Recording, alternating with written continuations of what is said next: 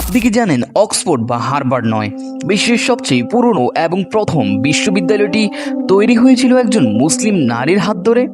যখন ইউরোপ অন্ধকারের অতল গহ্বরে ডুবেছিল, তখন এক নারী মরক্কের বুকে জ্বালিয়েছিলেন জ্ঞানের এমন এক প্রদীপ যা আজও নিভেনি। তিনি ফাতেমা আল পিহির। আজ বলবো সেই মহিয়সীর গল্প, যিনি ইতিহাস বদলে দিয়েছিলেন চিরতরে।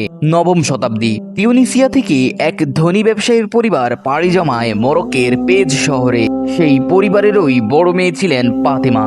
খুব অল্প সময়ের ব্যবধানে তিনি হারান তার বাবা, ভাই এবং স্বামীকে। বিশাল অঙ্কের এক পৈতৃক সম্পত্তি উত্তরাধিকার সূত্রে পান ফাতেমা এবং তার বোন মরিয়ম। তৎকালীন সমাজের ধনী নারীরা সাধারণত নিজেদের বিলাসিতার পেছনে অর্থ ব্যয় করতেন, কিন্তু ফাতেমা ছিল আলাদা। তিনি দেখলেন পেজ শহরে জনবসতি বাড়ছে, কিন্তু মানুষের শিক্ষার এবং ইবাদতের জন্য পর্যাপ্ত জায়গা নেই। তিনি চাইলেন এমন কিছু করতে যা তার পরকালের পাথেয় হবে এবং মানবজাতির জন্য রেখে যাবে এক অমূল্য সম্পদ। 859 খ্রিস্টাব্দে তিনি তার সমস্ত সম্পত্তি দিয়ে ভিত্তিপ্রস্তর স্থাপন করলেন আল কারাওয়িন মসজিদের।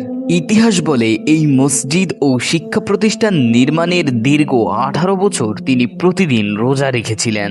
এটি কেবল একটি উপাসনালয় ছিল না, তিনি চেয়েছিলেন এখানে পৃথিবীর সেরা পণ্ডিতরা এসে জ্ঞান বিতরণ করবেন।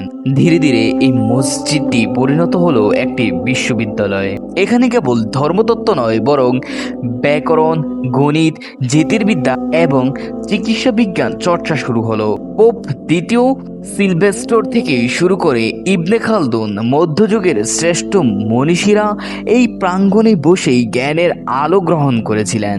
ভাবা যায় আজকের আধুনিক ডক্টরেট ডিগ্রি ধারণাটিও এসেছে এই আল কারাওয়াইন থেকে।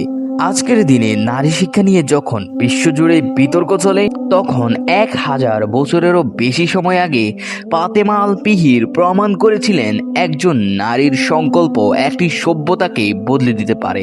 ইউনেস্কো এবং গিনেস ওয়ার্ল্ড রেকর্ড অনুযায়ী আল কারাওয়িন বিশ্বের প্রাচীনতম নিরবিচ্ছিন্নভাবে পরিচালিত বিশ্ববিদ্যালয়।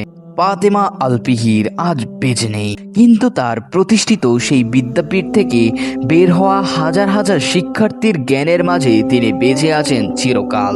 ইতিহাস তাকে মনে রাখুক বা না রাখুক, প্রতিটি শিক্ষার্থীর কলমের আঁচড়ে মিশে আছে এই মহিয়সীর নিঃস্বার্থ ভালোবাসা। আপনি কি আগে জানতেন এই বিশ্বের প্রথম বিশ্ববিদ্যালয়টি একজন মুসলিম নারী প্রতিষ্ঠা করেছিলেন? কমেন্টে আমাদের জানান। দেখা হচ্ছে নেক্সট ভিডিওতে। আল্লাহ হাফেজ।